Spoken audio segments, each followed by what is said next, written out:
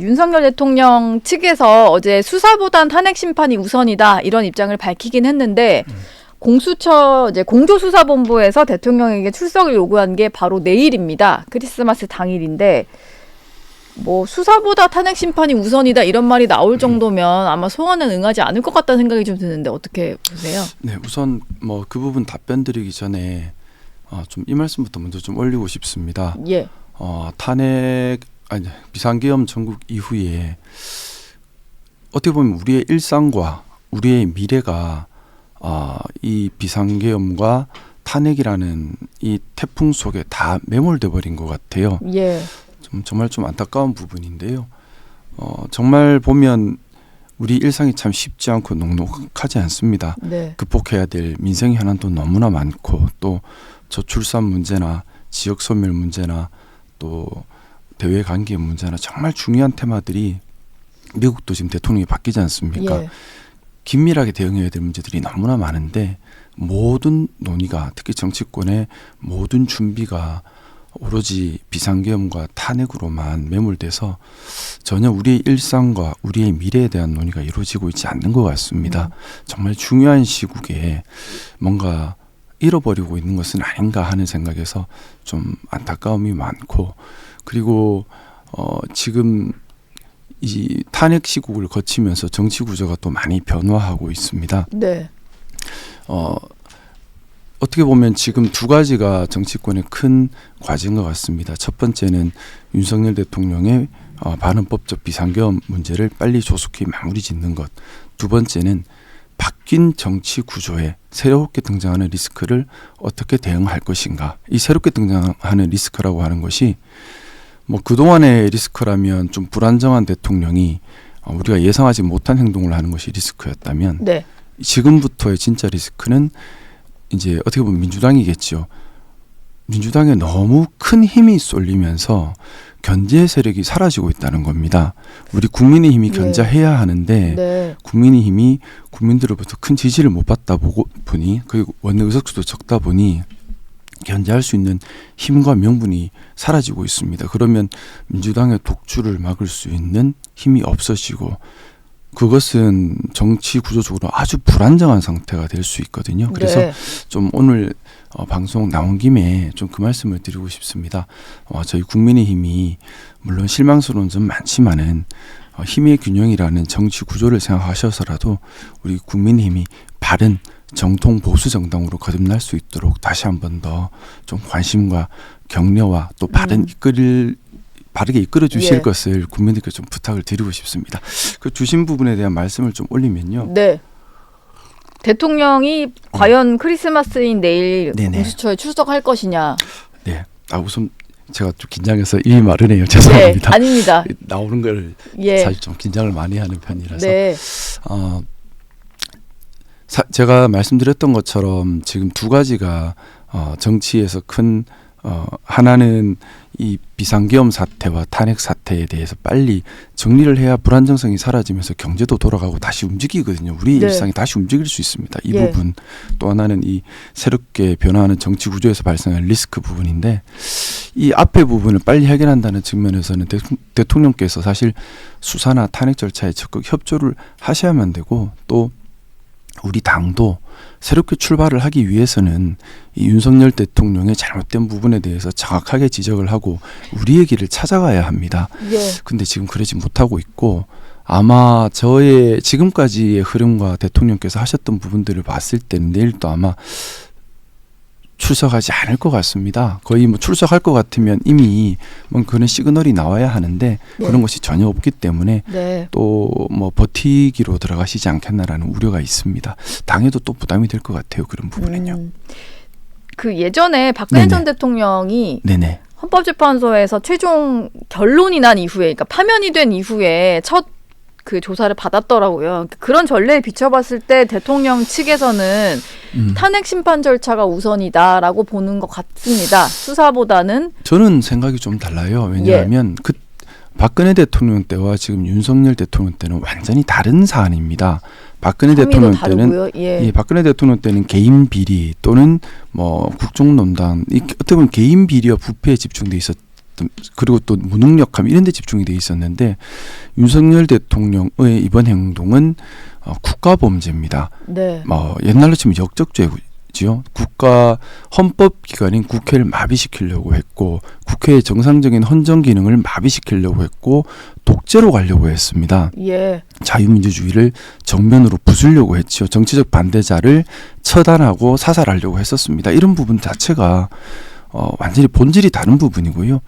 그리고 그렇기 때문에 박근혜 대통령 때와 같이 비교한다는 것 자체는 논의선상에서 맞지 않다. 저는 그렇게 보고 있습니다. 그리고 또 하나는 이제 이것이 내란죄 혐의 사실은 피해갈 수 없는 부분입니다. 그렇기 때문에 수사라는 것이 내란죄가 워낙 중요한 범죄고 긴급한 범죄다 보니까 예. 수사도 같이 진행될 수밖에는 없습니다. 어떻게 보면 지금 법만 놓고 본다면 지금 당장 구속되더라도 이상하지 않는 상황이거든요. 근데 수사까지 협조를 하지 않는다면 일단은 국가의 불안정성도 더 커질 것이고요. 또한 국민들께 하셨던 약속과도 맞지도 않고요. 이 죄의 중함에 비추어 봤을 때는 맞는 태도도 아닙니다. 더더군다나 윤석열 대통령은 검찰총장 출신입니다. 누구보다도 네. 법을 잘 아시는 분이고 또 본인 스스로 대응 능력도 있는 분이시고 그리고 지금 직무 정지되셨기 때문에 크게 많이 바쁜 일이 있는 것도 아닙니다. 그러면 수사든 탄핵이든 적극적으로 응하셔서 이런 절차들이 조속히 진행돼서 국가의 불안정성이 하루속히 해소될 수 있도록 하는 것이 가장 중요하다고 생각해요. 이 불안정성이 해소되지 않으면 기업 활동이든 모든 활동, 특히 우리 미래를 위해 준비해야 되는 일들, 우리의 일상이나 이런 것들이 회복되는 것이 다 늦어질 수밖에 없습니다. 다 늦어질 수밖에 없다. 지금 이재명 더불어민주당 대표 같은 경우는 국민의힘이 현직 대통령의 내란 행위를 방치하고 있다. 이런 얘기를 하고 지역구마다는 내란 공범이라고 하면서 국민의힘 의원들 이름을 쓴 현수막까지 내걸리고 이런 상황이에요. 사실 탄핵 찬성하신 의원도 계시고 그리고 비상계엄이 선포된 날 담 넘고 들어가셔서 계엄 해제 요구안을 표결하신 18분의 의원도 계시잖아요. 그리고 지금 의원들 얘기를 들어보면 계엄을 잘했다고 하는 분은 저는 못 들어봤거든요. 그럼에도 불구하고 자꾸 내란 공범, 내란 동조당 이런 비판을 받고 있는데 의원님이 초반에 말씀하신 것도 이것에 대한 좀 답답함이신 것 같아요. 국민의힘 국민들에게 외면받는. 저는 그렇게 생각합니다. 이제 우리 당이 입장을 초기에 빨리 정했어야 하는 부분이 있습니다. 뭐냐면 초기에는 혼란스러워서 입장 정하는 게 좀 어려웠다 하더라도 윤석열 대통령의 잘못이 위중하고 분명하다면 우리가 빨리 거기에 대해서는 입장을 정해야 됩니다.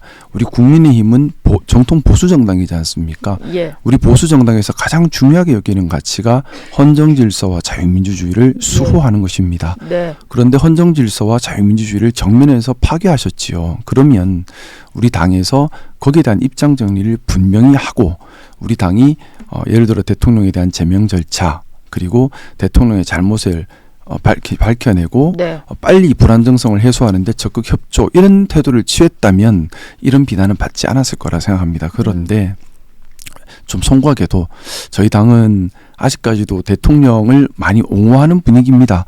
현재 그러다 보니까 탄핵 절차 헌법재판관 임명이나 모든 부분에 대해서 당이 앞장서서 발목을 잡고 있는 형국이 되어버렸고요. 예. 그리고 또 계엄 해제 부분에서도 사실 저도 같이 몸담고 있지만은 우리 당 108명 중에 고작 18명만 참석을 했고 이 참석한 18명도 모 의원님께서는 90명으로만 가자 말을 할 정도로 당에서 인정을 받거나 주류가 되지는 못한 상태가 되어버렸고요. 네. 또 탄핵에 대한 부분도 우리가 탄핵 가결은 되었지만은 우리 당의 당론은 탄핵 반대였고 또 85명의 의원님들께서는 탄핵에 동참하지 않으셨습니다.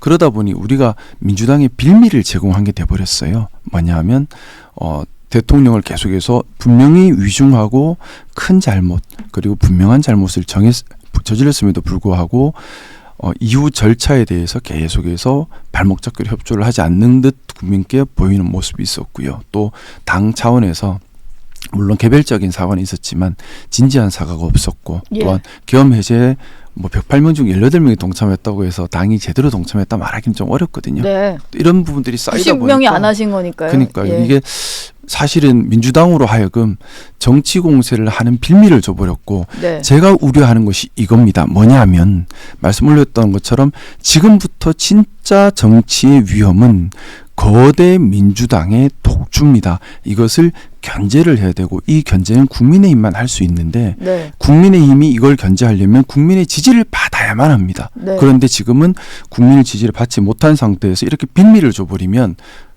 견제를 못하는 겁니다. 저는 이게 우리나라 정치의 가장 큰 위험으로 이제 등장했다. 이걸 빨리 대처해야 된다. 예. 그런 생각이 많습니다. 그러니까 거대 야당의 독주를 막기 위해서는 빨리 당이 이제 정리할 건 하고 사실은 다음으로 지금은 가야 거대 되는데. 야당이랄 수도 없지요. 어떻게 보면 뭐 정부 부처나 이런 데도 제1당이죠. 뭐. 제1당이고 뭐 권력기관들도 민주당 눈치를 더 보는 상황이 되어버렸습니다. 솔직하게는요. 그러면 어떻게 보면 뭐 거대 제1당의 독주 모든 권력은 독주하게 되면 문제가 생기고 국민들께서 피해를 보십니다. 예. 그러면 힘의 균형을 찾아야 되고 독주 권력을 견제해야 하는데 우리 국민의힘은 의석수가 적습니다. 그렇기 때문에 반드시 국민 여론을 등에 업어야지만 견제력을 발휘할 수가 있습니다. 예. 그런데 지금 반대지요.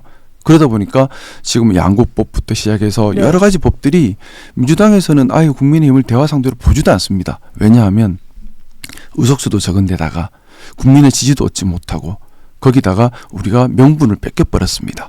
그러다 보니 아무것도 못하는 무기력한 정당이 되어버린 겁니다. 저는 네. 그래서 뭐 지금이라도 조속하게 우리의 입장을 빨리 정해야 한다. 윤 대통령 뭐 제명 당연히 시켜야 되고요. 우리는 헌정 질서와 자유민주주의를 수호하는 정통 보수당이다. 이 기치로 이 가치로 민주당의 잘못된 지점에 대해서 목소리를 낼 수 있게 그래야지만 국민의 신뢰와 또 국민의 지지를 받아서 우리가 우리 역할을 할 수 있다고 봅니다. 예.